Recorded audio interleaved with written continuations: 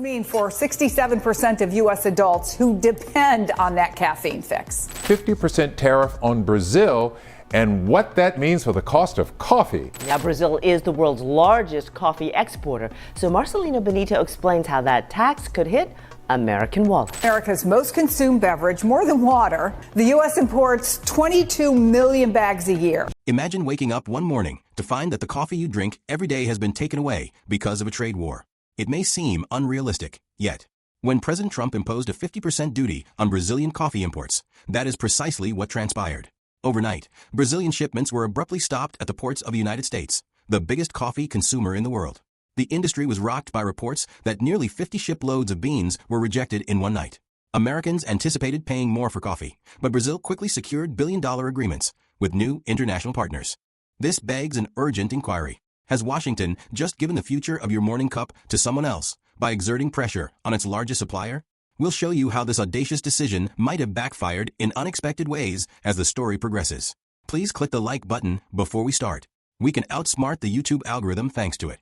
In the U.S., coffee is more than just another beverage. Millions of Americans rely on it as a kind of lifeline. There is a huge demand, from the hazy first cup in the morning to the lunchtime pick-me-up at work. According to USDA figures, Americans use more than 24.5 million bags of coffee annually, or almost 10.8 pounds per person.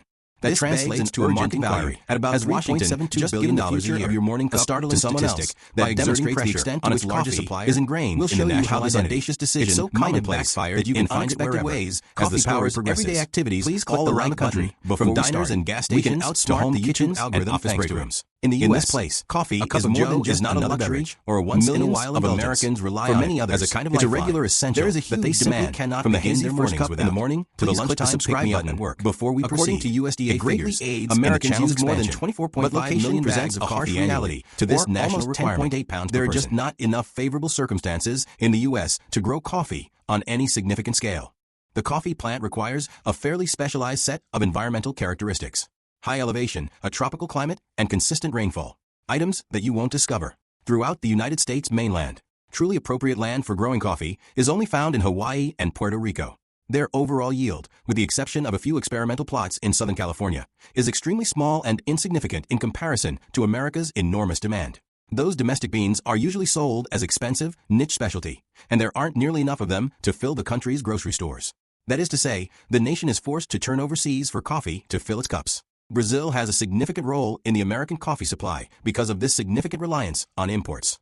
Brazil is by far the largest source of coffee for the U.S., accounting for over 30% of total annual imports from the South American giant. No other nation is comparable. Colombia, the next largest, provides less than 1/5 of that.